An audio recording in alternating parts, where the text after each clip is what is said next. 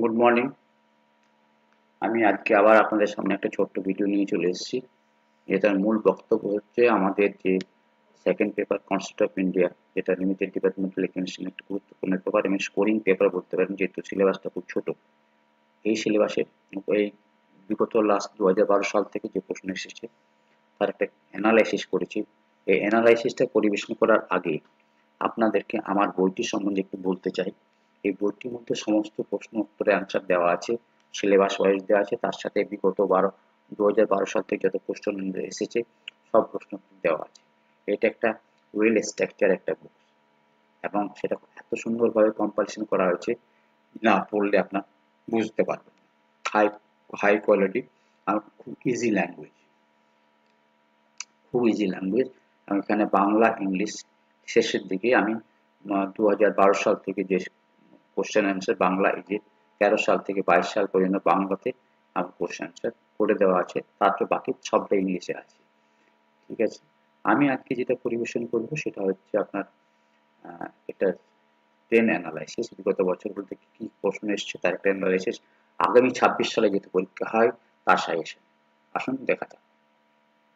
এই দেখুন, trend analysis trend analysis year wise একটা trend analysis concept of India paper 2 for the promotion of the professional audit and analysis cadre through the limited departmental examination 2012 থেকে 2023 পর্যন্ত যত প্রশ্ন এসেছে তার উপরে ভিত্তি করে এই ট্রেন অ্যানালাইসিসটা তৈরি করা আছে।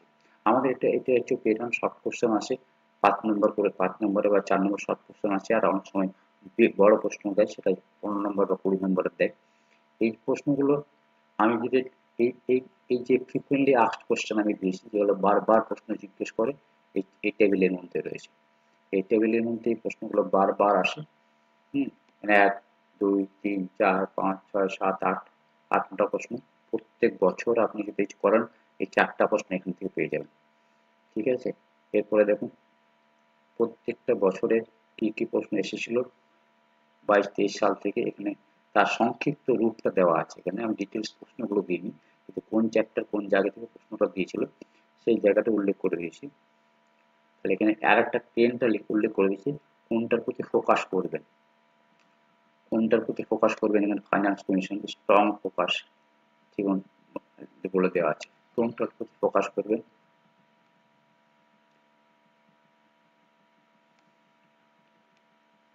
দেখুন এখানে মানে বিগত 26 সালে যখন আপনি প্রশ্ন করতে যাচ্ছেন আপনার প্রশ্নের প্যাটার্নটা কি হবে, মানে এইখান থেকে আপনি কোনটা করবেন, আর 2018 থেকে আপনি কোনটা করবেন, 2019 সাল থেকে আপনি কোনটা করবেন।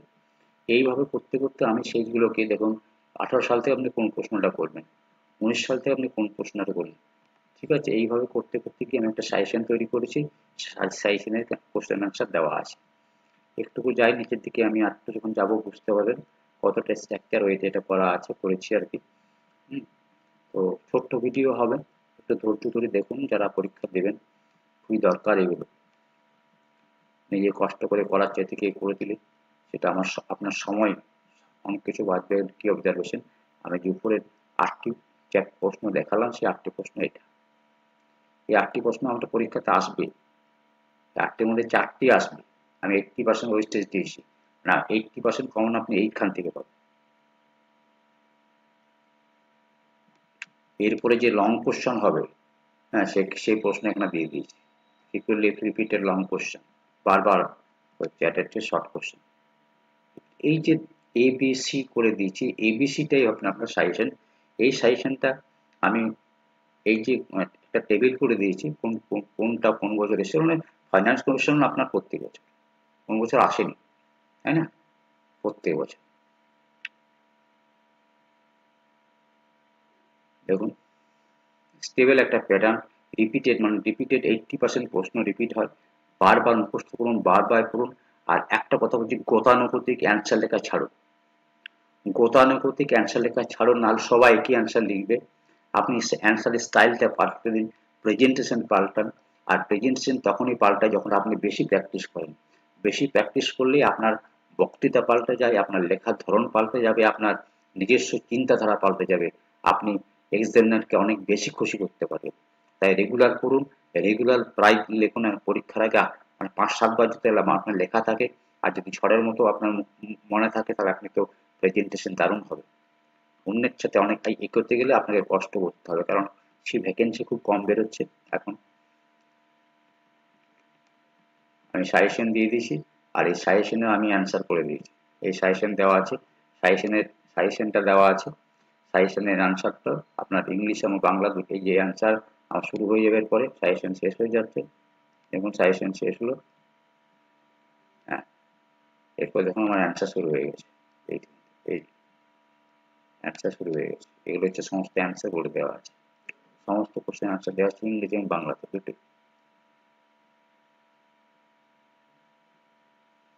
ইংলিশ বাংলা আমার দুটোতে অ্যান্সার করে দিচ্ছে, বাংলাতে করে দেওয়া আছে।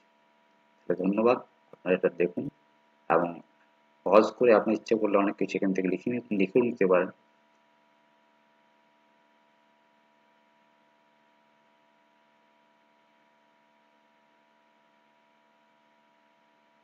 ওকে,